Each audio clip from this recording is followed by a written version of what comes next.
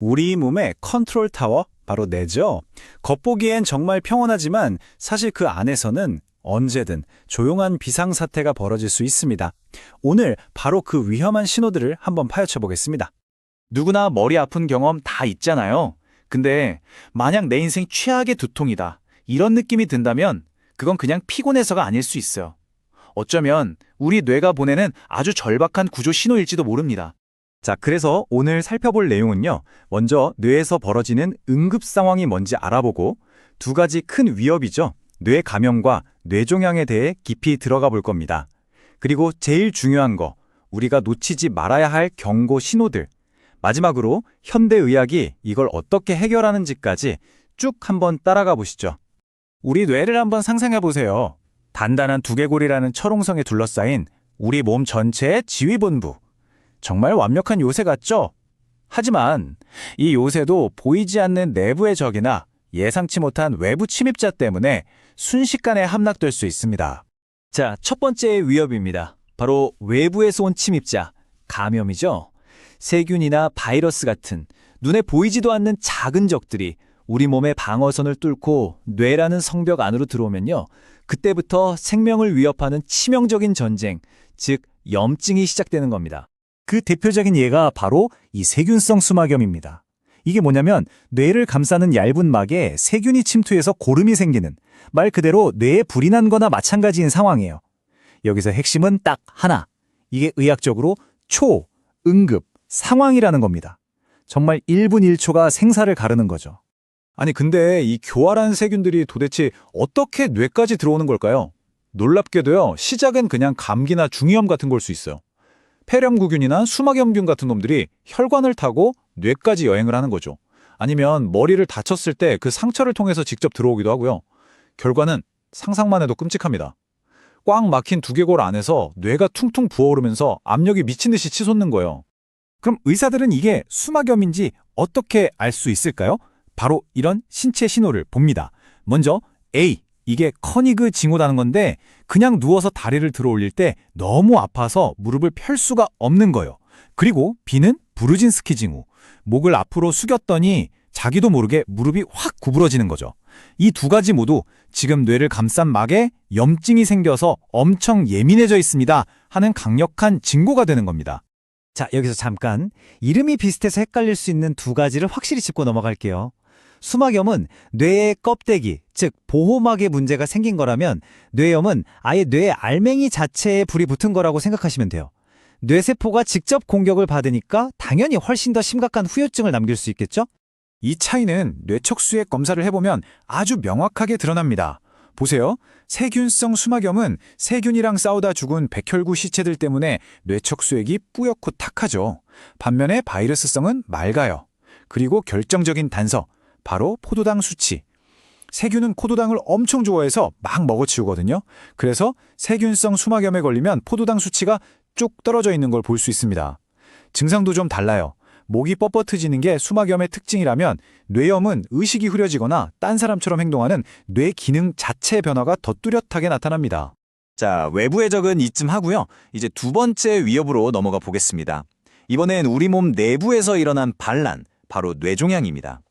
두개골이라는 한정된 공간 안에서 통제 불능 상태로 세포덩어리가 마구 자라난다니 정말 상상만 해도 끔찍하죠. 뇌종양은 크게 두 종류가 있어요. 뇌에서 처음부터 자라난 토박이, 이걸 원발성 종양이라고 하고요.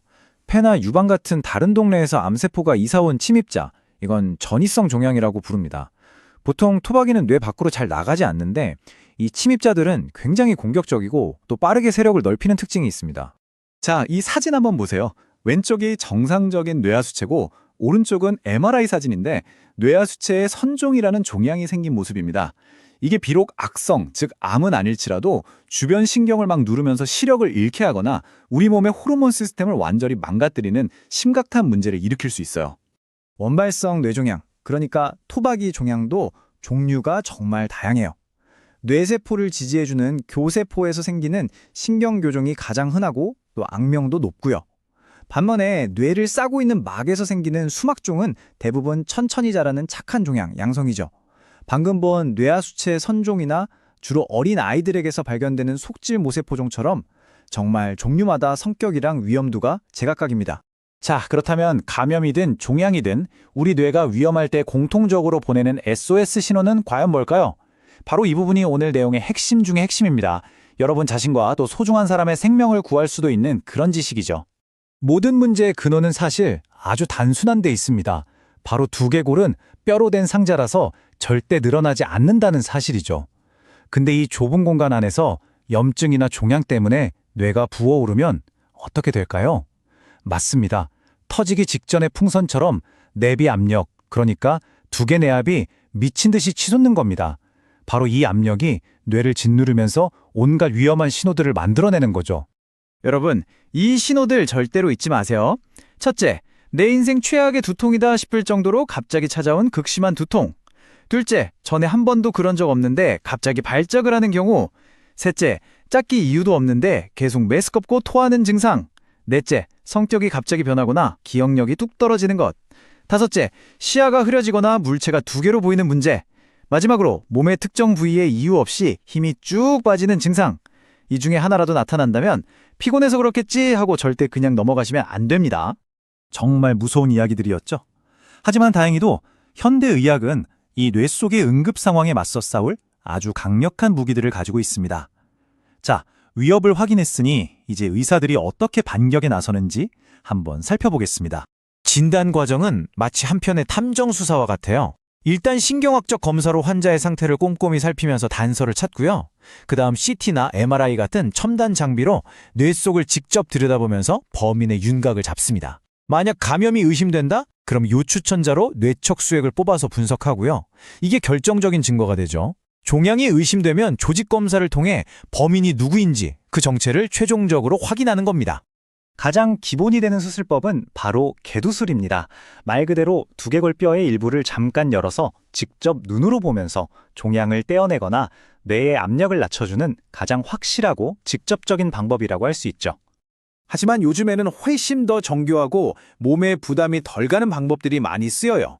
예를 들면 뇌 하수체에 종양이 생겼을 때 코를 통해서 얇은 내시경을 쑥 집어넣어서 뇌를 직접 열지 않고도 종양만 감쪽같이 제거할 수 있습니다. 그리고 정말 놀라운 기술이죠. 바로 뇌정위 수술입니다. 이건 마치 뇌 속의 내비게이션 같아요. 3D 영상으로 종양의 위치를 1mm의 오차도 없이 정확하게 찾아낸 다음에 그 지점에만 정확하게 바늘을 찔러서 조직을 떼어내거나 강력한 방사선을 쏘는 방식이죠. 정말 현대 의학 기술의 정점이라고 할 수 있겠습니다. 물론 수술이 전부는 아닙니다. 감염이 원인이라면 강력한 항생제나 항바이러스제로 폭격을 가하고요. 뇌가 붓는 걸 막기 위해 스테로이드를 투입합니다. 또 발작을 막기 위한 항경련제, 암세포만 골라서 공격하는 화학요법과 방사선 치료까지 그야말로 육해 공군이 총출동하는 입체적인 작전이 펼쳐지는 거죠. 우리 뇌는요, 결코 침묵하지 않습니다. 매일 매순간 우리에게 신호를 보내고 있죠. 오늘 우리가 배운 건 그 신호가 평소와 다를 때 어쩌면 그게 바로 생명을 구하는 경고음일 수 있다는 사실입니다. 당신의 뇌가 보내는 그 절박한 신호, 이제 들을 준비가 되셨습니까?